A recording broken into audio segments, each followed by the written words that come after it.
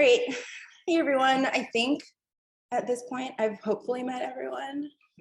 If I haven't, if there may be like one or two interns that I haven't met, in which case, hello and goodbye. But I'm stoked that I am almost done with 5 years. And so here goes my senior lecture. So you're working in the pod. We're going to start with the case because that's what we do, right? So you're working in the pod. It's a slow night. Nurse comes and grabs you and said, "Doc, can you take a look at this patient? I don't like how she looks."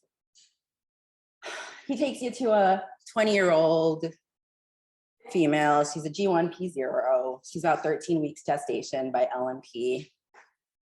She's coming in complaining of abdominal pain and vaginal bleeding. She's not really had any prenatal care. She did get an ultrasound at one of those like strip malls. But otherwise, that's her main complaint. She's got no significant past medical history, just taking prenatal vitamins. Vitals notable for mild tachycardia to 112, but her blood pressure is holding. She's afebrile. On exam, you note that she's crying. She's a little bit tachycardic. Her belly is very soft, but it is diffusely tender, worse in the lower abdomen. No guarding, no rebound, no CVA tenderness. Skin is warm and dry. And as you're about to leave the room, the nurse pokes his head in and says, "Oh, doc, the UPreg was positive." I say, "Great." So what I want you to think about is, what do you want to know? What do you want to know at this patient? We all have schemas that we go into when we see patients. And this is another vaginal bleeder, right? That we see in the pod every day, every night, time after time after time. So what do you want to know? I was going to have you talk to the person next to you, but I'm not going to do that because I don't feel like waiting. So maybe some of you want to know her past gynecologic and obstetric history. Maybe some of you want to know her beta HCG or her RH status. But how many of you think about what's her support system? What's her knowledge base? What does she know about bleeding in pregnancy? What does this pregnancy mean to her? Because I think as emergency docs, we're really comfortable with the clinical, the diagnostic, the do something now. But we're not always so great about stepping back and thinking about the psychosocial aspects of the patients that are in front of us. I think particularly with pregnant patients with vaginal bleeding, because we do see them so frequently.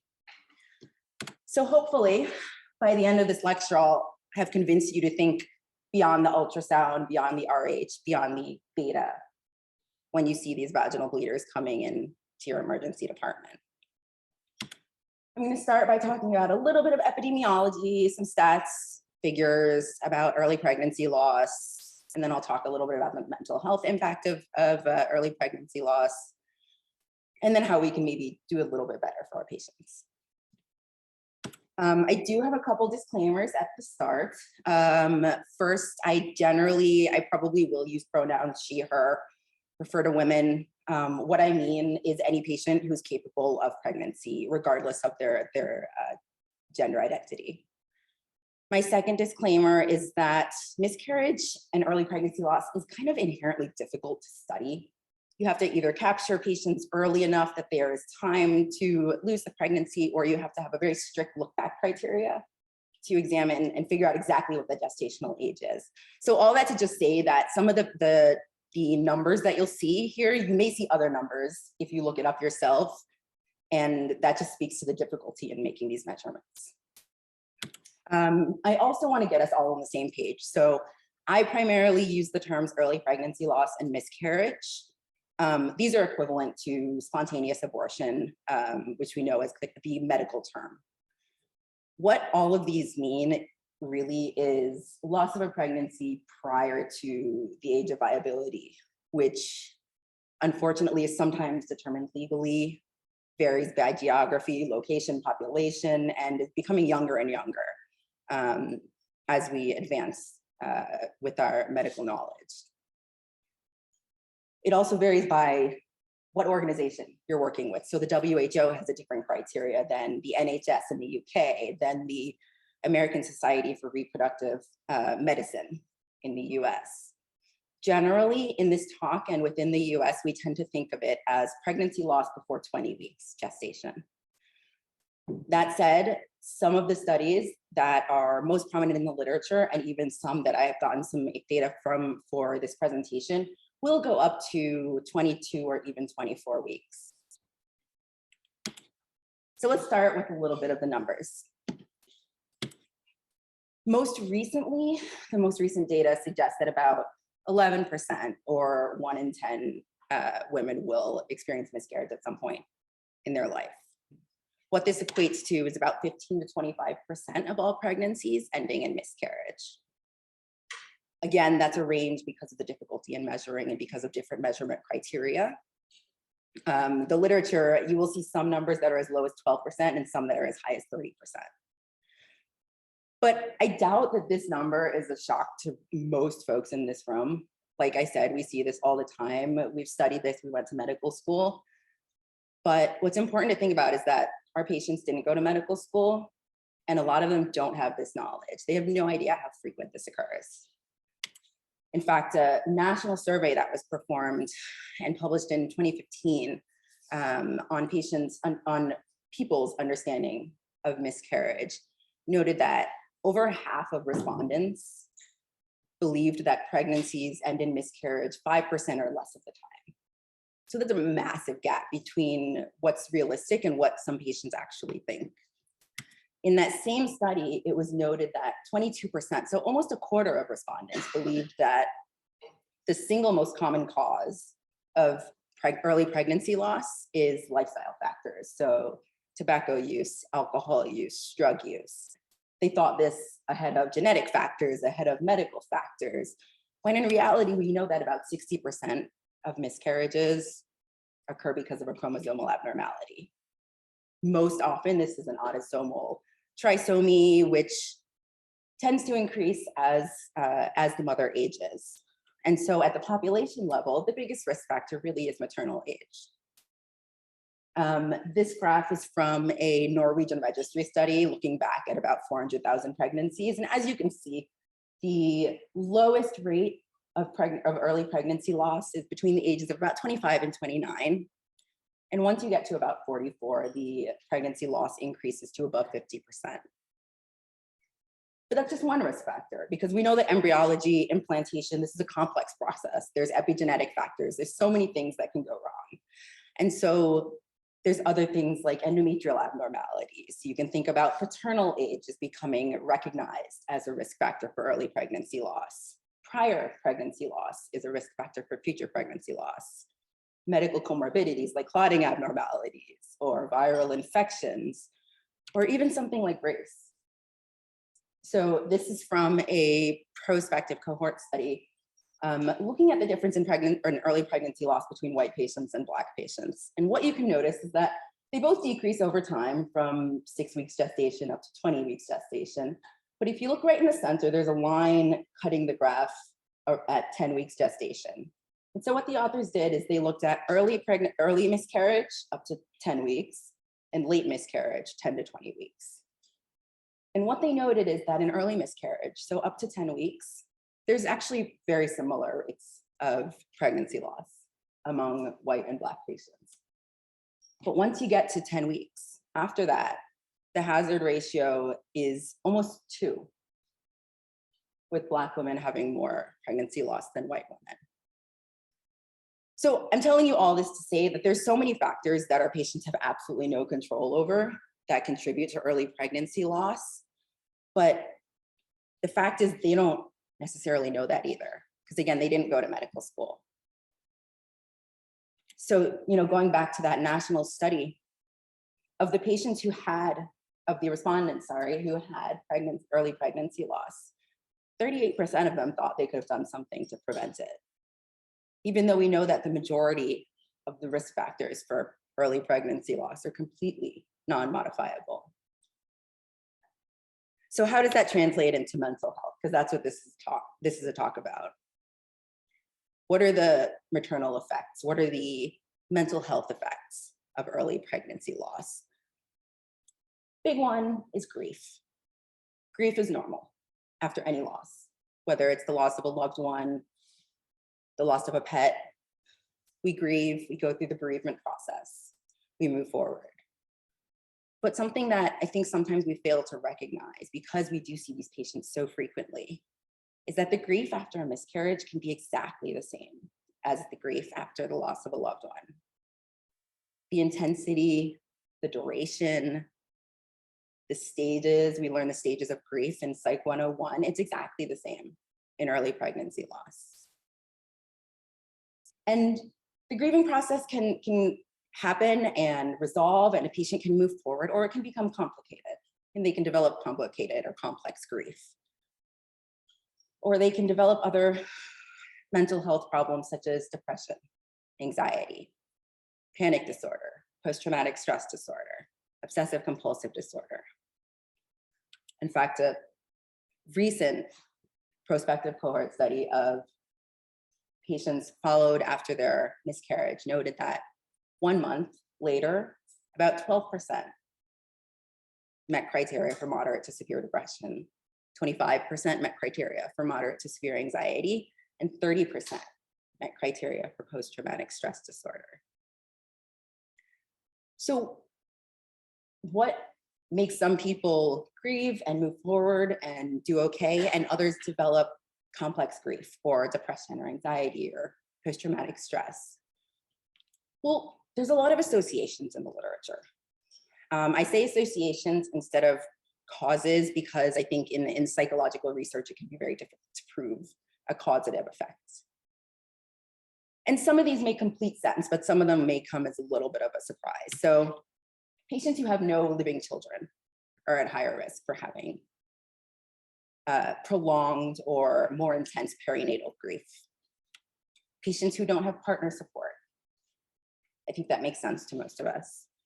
Patients who have a positive psychiatric history are going to be at a higher risk for having poor mental health outcomes following miscarriage.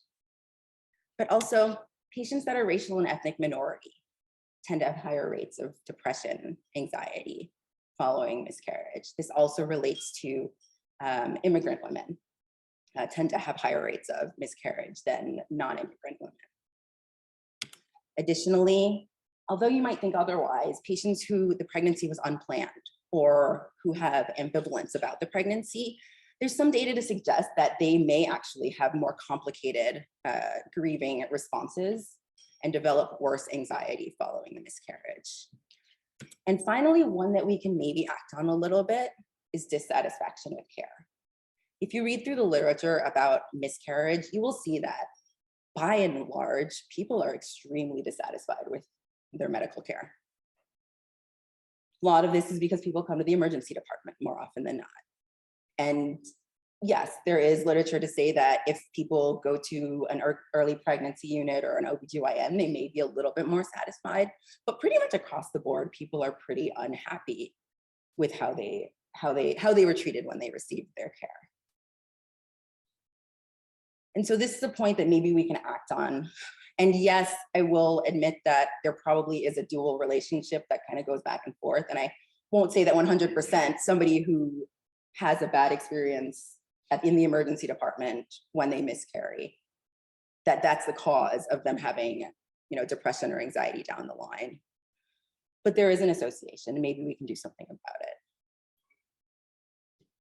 And so when you read through interviews, qualitative studies, quantitative studies, looking at people's experience in the emergency department with miscarriage, what you'll see is there's two big domains where people feel like they're lacking that support. One is information, and one is just emotional support. And in fact, going back to that national study of the folks who had miscarried, only 45% of them felt like they had gotten adequate emotional support from the medical community, which is pretty abysmal. So what can we do better? So there's a great qualitative interview study by, I cannot pronounce his name, Lariviere-Bastien. But essentially they interviewed about 50 folks who had gone through miscarriage and were treated in emergency departments in Quebec.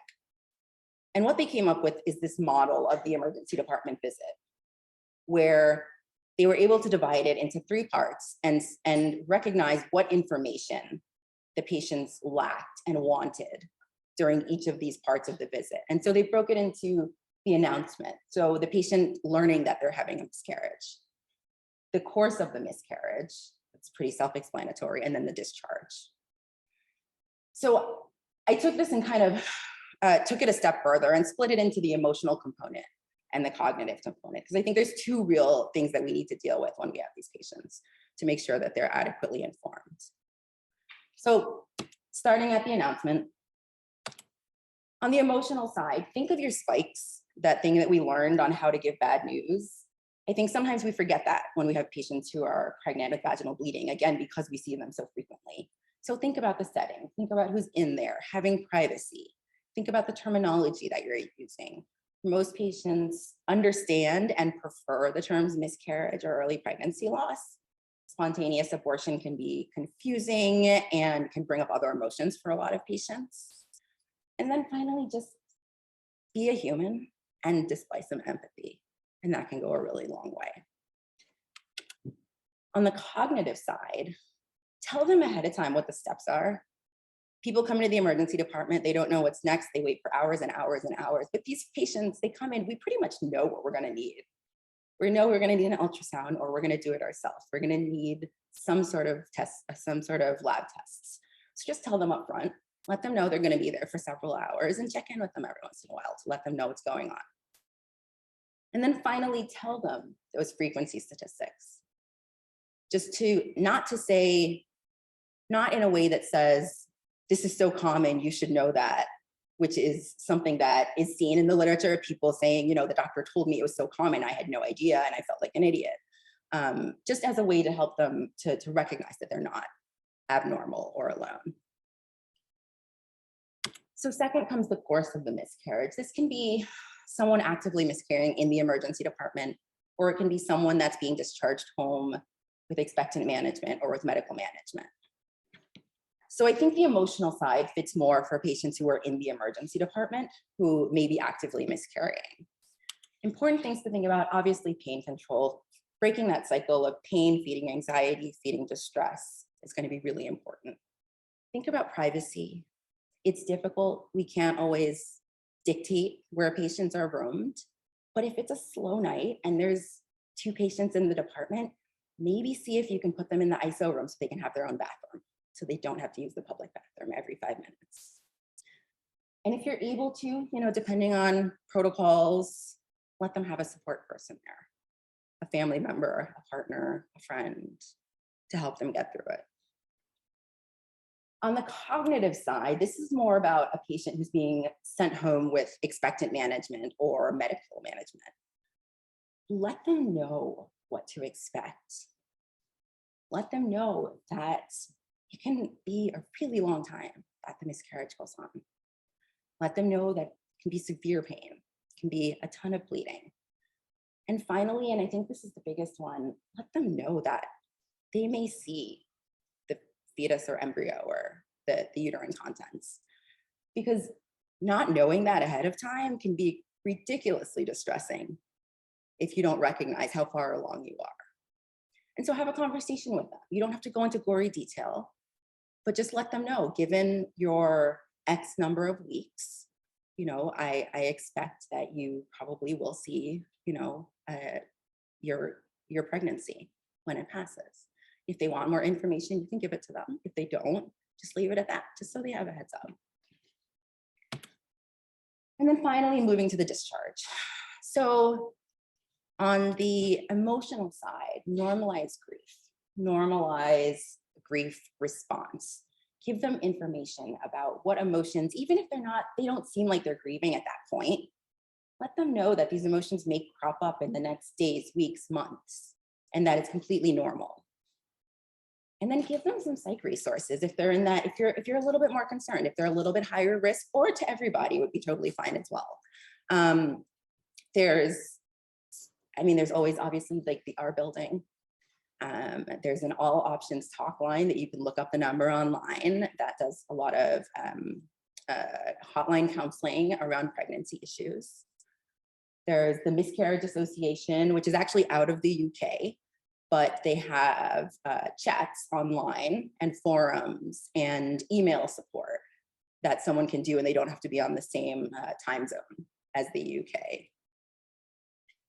And then from the cognitive standpoint, make sure you give a decent written summary. I know a lot of the time we kind of go through these quickly, but I think particularly for a situation that can be so emotionally charged, there's a good chance that a lot of what you told them while they were there, they did not retain.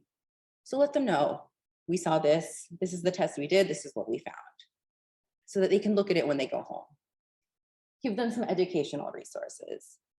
The up-to-date patient education about miscarriage is pretty good. ACOG has a fantastic patient education page. Planned Parenthood has a great miscarriage education page. Print it out or give them the link so they can read it at some point if they want to.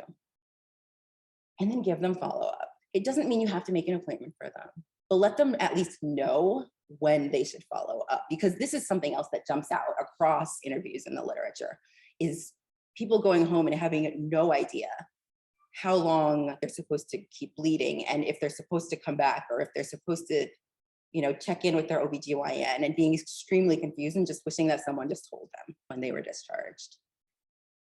So this is kind of a lot to remember. So I tried to simplify it for you a little bit, and then this will also serve as my summary slide. So from the announcement standpoint, just give them some stats, make them not feel so alone.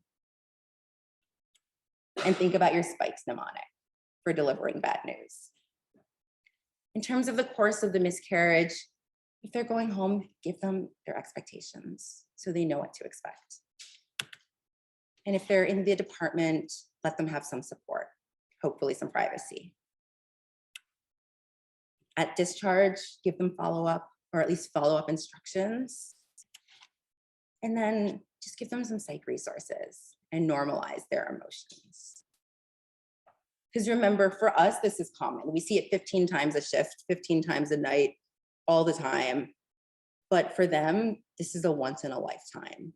Yes, there are people who have recurrent miscarriage, but for them, this may be their first miscarriage. This may be their only miscarriage, and they have no idea what's going on. And more often than not, people don't speak about their miscarriages. And so they have no idea that 6 of their friends had miscarriages. So remind them it's not their fault. Treat them with empathy, normalize their grief, educate them, give them resources. And hopefully, maybe we can make some baby steps at least in helping our patients have better mental health outcomes over the long term after they've been seen in the emergency department for miscarriage. I have a million sources. Thank you all.